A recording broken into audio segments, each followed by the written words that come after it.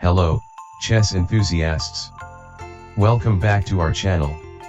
Today, we have an incredible match from one of the most famous world championship duels in history, the 1972 clash between Soviet champion Boris Spassky and American prodigy Bobby Fischer.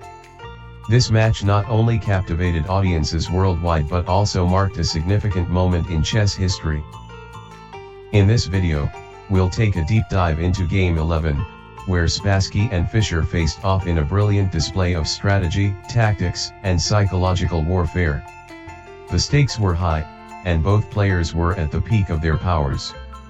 We'll analyze each move, breaking down the opening choices, key tactical moments, and strategic themes that emerged throughout the game. Whether you're a seasoned player or just learning the ropes, there's a wealth of knowledge to uncover here. So grab your boards, and let's get ready to explore this fascinating encounter between two legendary figures in the chess world. 1. Pawn to e4. Spassky opens with the king's pawn, controlling the center and allowing for quick development of pieces. Pawn to c5. Fischer responds with the Sicilian defense, aiming to create an asymmetrical position and counterattack. 2. Knight to f3. Spassky develops his knight to protect the pawn on e4 and prepare for further central control. Pawn to d6. Fischer solidifies his center and prepares to develop his knight on f6. 3. Pawn to d4. Spassky challenges Fischer's center pawn, aiming to open up the position. Pawn takes d4. Fischer captures the pawn, leading to an exchange that opens up the center. 4. Knight takes d4.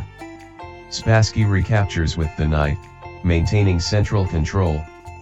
Knight to f6. Fischer develops his knight, attacking the e4 pawn and preparing for kingside castling. 5. Knight to c3. Spassky develops another knight, reinforcing his control over the center. Pawn to a6. Fischer prepares for b5, ensuring that his pieces have room to operate on the queen side. 6. Bishop to g5.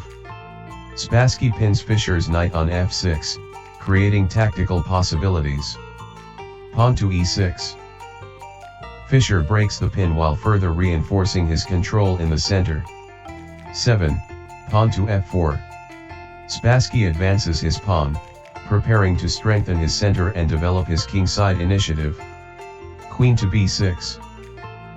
Fischer decides to attack the knight on d4 while also threatening the b2 pawn. 8. Queen to d2. Spassky defends the b2 pawn and connects his rooks. Queen takes b2. Fischer takes the pawn, trying to gain material advantage. 9. Knight to b3. Spassky moves the knight to attack Fischer's queen while gaining central control.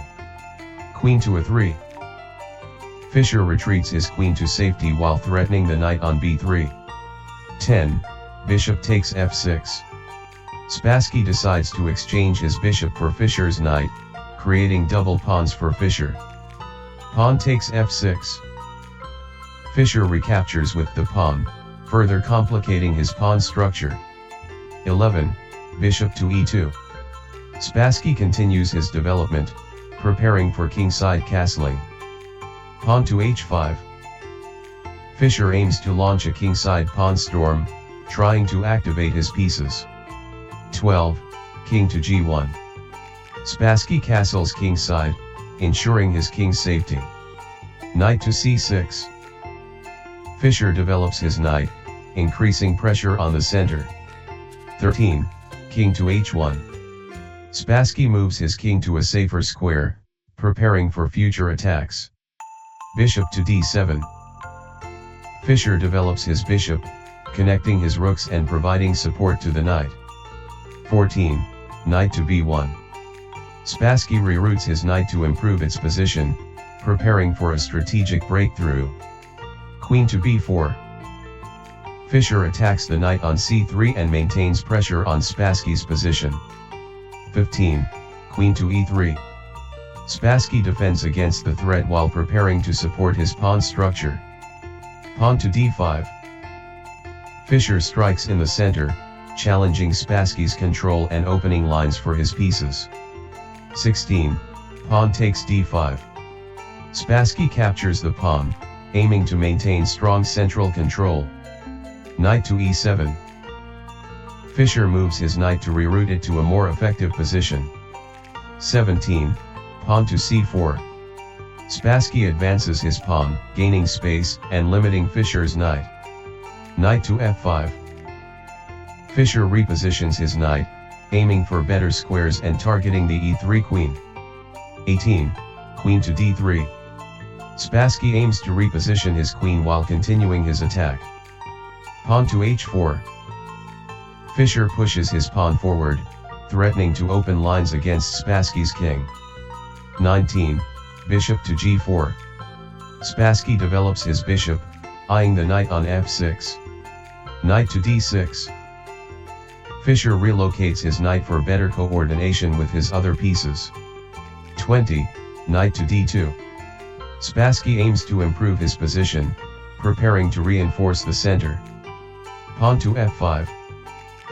Fischer advances his pawn, creating tension and potential for an attack. 21. Pawn to a3. Spassky prepares for further advances on the queen side.